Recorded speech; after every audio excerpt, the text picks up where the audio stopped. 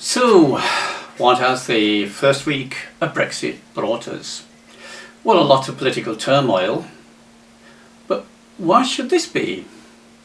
I mean, all that's happened is that the British government have asked superior authority, the British people, to give them instructions as to what the people wish them to do relating to the European Union.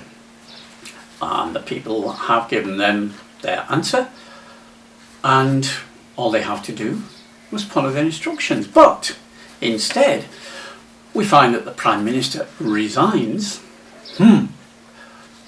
And not only this, but the leader of the Labour Party is being pushed to resign because the British people made a decision which was only favoured by some members of the Parliamentary Labour Party, and those who didn't favour that decision are now trying to force the leader of the party to resign.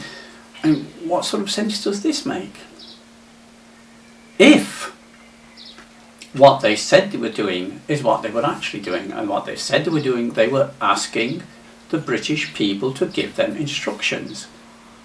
And the British people have given them their instructions. Why are they making such a foo-fa-ra out of following them? I don't know. But it's something worth bearing in mind. Where we're going from here now, it could be useful to look at something about the political history of the British Isles. Now, under the old Saxon common law, everyone had rights. And this was ended in 1066 with the Norman invasion, which imposed the feudal system, feudal law.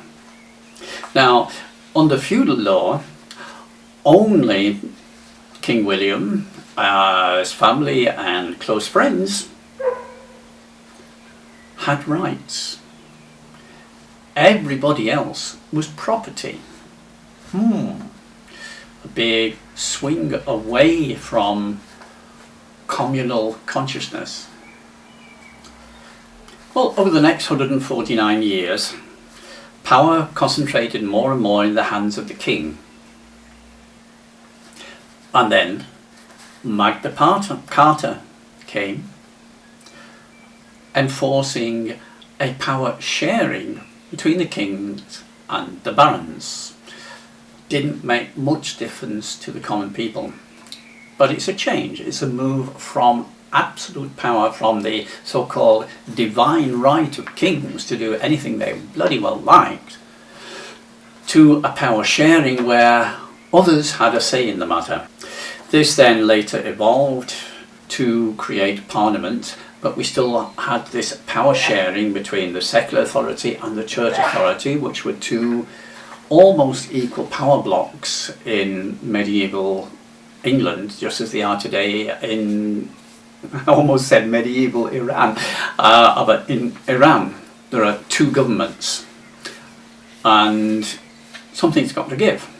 And then in 1534, Parliament made Henry VIII leader, head of the church.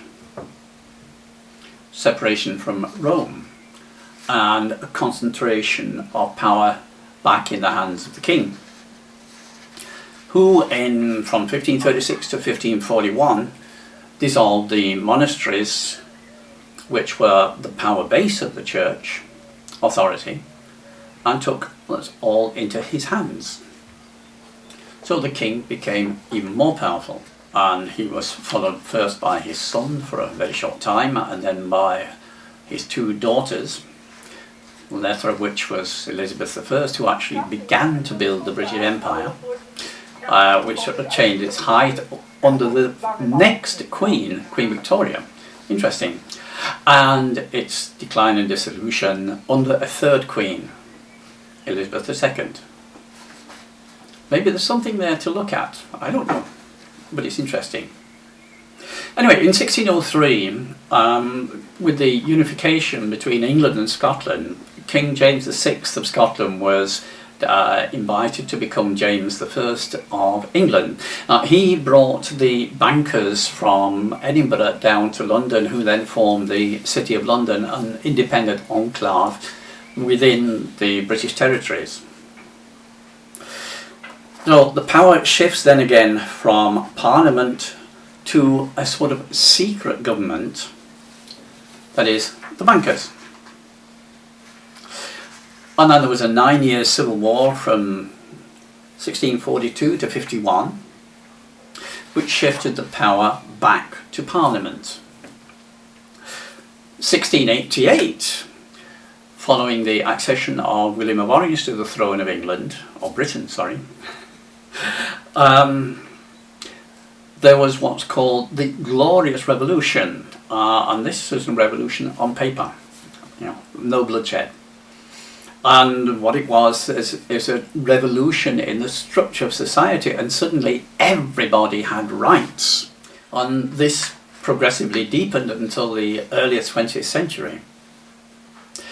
And then the First World War was instigated by the bankers to crush German industrial power. And then when the Third Reich, which was initially greatly supported by the bankers, created their own People's Bank, and the bankers, through which, lost control of the country, then the bankers instigated the Second World War to regain control over Germany. Digressing very slightly, under Yeltsin in Russia, the bankers gained absolute control of the country and all the resources. And then Putin came to power and threw them out again. And the bankers are now trying to inveigle NATO into a war with Russia so that they can regain control of Russia. Now, since 2008, it's been blatantly obvious to everyone that bankers have special privileges and operate completely outside the law. A European superstate governed by banker appointees, and in which the governed had no say whatsoever, was the status 1 week ago. A huge proportion of European peoples simply don't want a return to feudalism.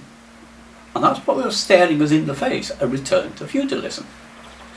It's the plan of the bankers. They've declared that is their plan, so there's no mistaking it. They want a return to feudalism in which you and I become their property. Do you want it? Do you not?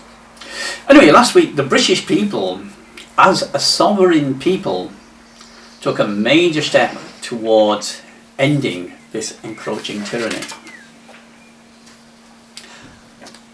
So you see, we've had this constant struggle of power moving to a centralised authority and then back towards the people, but only in 1688 once actually reaching the people, and then it's moved back again, being concentrated more and more in the hands of the bankers, until Brexit began the movement again in the opposite direction. Now let's see what we can do there. So how did Europe react? Well, many millions rejoice in the success, and there are very many calls for referendums to take place in their own countries. On the other hand, the German and French governments have issued an ultimatum on behalf of their banker employers, which requires that all EU countries immediately give up all sovereignty in order to save the European Union. Seems like Britain made the right choice, doesn't it? Now, whether this ultimatum is intended to be taken seriously or through the appalled reaction which many national governments have already expressed, they seek to bring about the dissolution of the European Union and create sufficient chaos that the bankers could just take over as in Yeltsin's Russia. That's exactly how they did it there. Well, we don't have to. We are all sovereign people. That is, the power to decide over our lives lies in our hands. Make a note of this. You have the power, you always have had the power to decide over your life yourself. You don't need to give your power up to opposing politicians. And you definitely don't need to give your life up to the greed of a banker. Now, the public face of the European Union concept is actually quite a good one. But handing everything over to the bankers is not a good idea. Now, we can create a new European Union of sovereign peoples, whereby the power remains in our hands. There's even a functioning model now completing its 4th year. It's called the Kingdom of Germany. Here's the website here. Now, don't be misled by the name. Read the Constitution and you'll see that it is a republic of councils in which all governmental decisions remain in the hands of the people. Your hands, my hands, exactly where such decisions belong. And all that we need to do is to take this Kingdom of Germany model, what's called the Räte Republic or the Republic of Councils, and to add another coordinating layer, not a dictating layer, a coordinating layer, to coordinate the activities of all the nations within Europe. The basis is cooperation for the good of all, not dictatorship for the benefit of a few. That's the big difference between the EU as it is now and the new EU which we could create. Do you want to? Up to you. You decide. You will anyway. And you will also either enjoy or regret your decision. One thing is certain, giving up your power to decide will not bring you what you want, but will bring you what those who have taken your power, because you gave it to them, want for themselves. Now, you'll also find a number of articles on this theme, and a few videos actually, in my newsletter archive, which you can access with this link. Okay, so thanks very much for listening today, and there will be much more on this. And it's a very exciting time. We have a really hot opportunity to do something very, very useful for the whole of humanity and the planet which has been entrusted to us. Thank you.